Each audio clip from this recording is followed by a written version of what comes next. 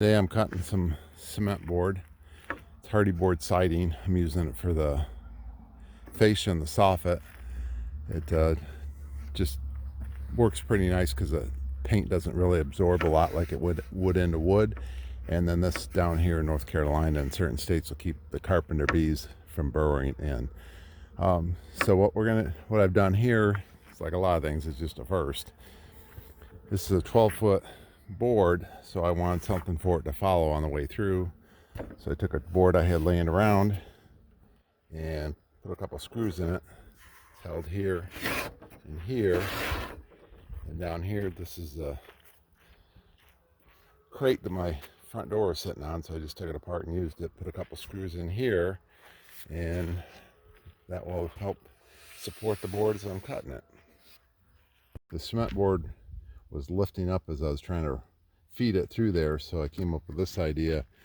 Put a couple screws from this board into this 2x4 or 2x2, and then I could clamp the 2x2 to the rail here and just have enough gap here to get the 8-inch cement board through there. It keeps it from coming up, and then I clamped it down here.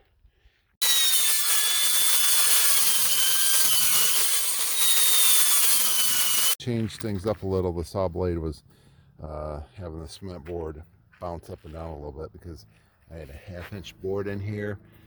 Instead, I put a piece of cement board the same thickness we're cutting, and then just a little piece of vinyl flooring, just enough to be able to let the board slide under there without giving it too much room to bounce up and down.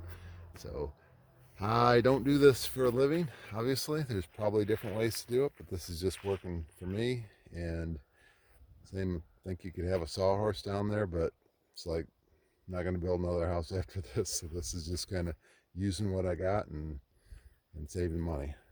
I have a few boards to cut because I'm doing all the fascia boards and soffit boards, and it's probably going to end up cutting about, I don't know, maybe 500 feet worth of cement board.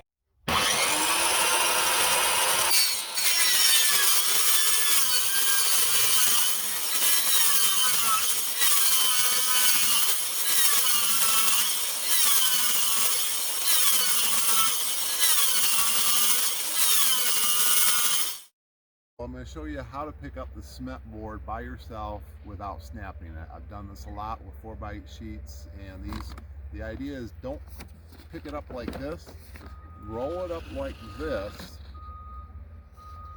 and make sure you pick up straight like that. When you set it down evenly like that, and then allow it to roll over. If you try to pick this up, it's going to snap and break in half most likely. So the way to do it is just put it on its side, and then you can pick it up like that.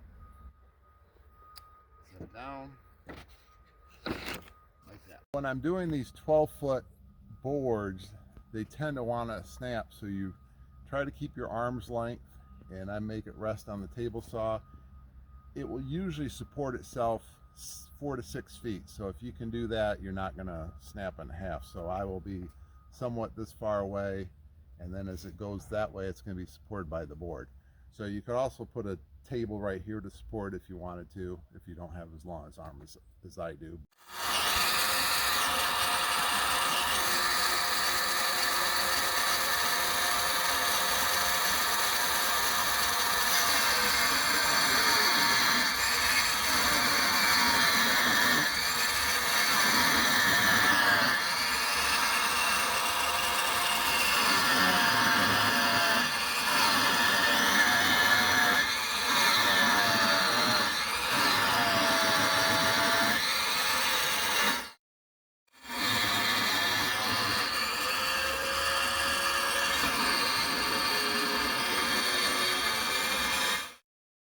Just going to clean the edge off this. You can use the back side of a saw blade. Rasp I use for filing the horse's hoofs. Just simply go across here.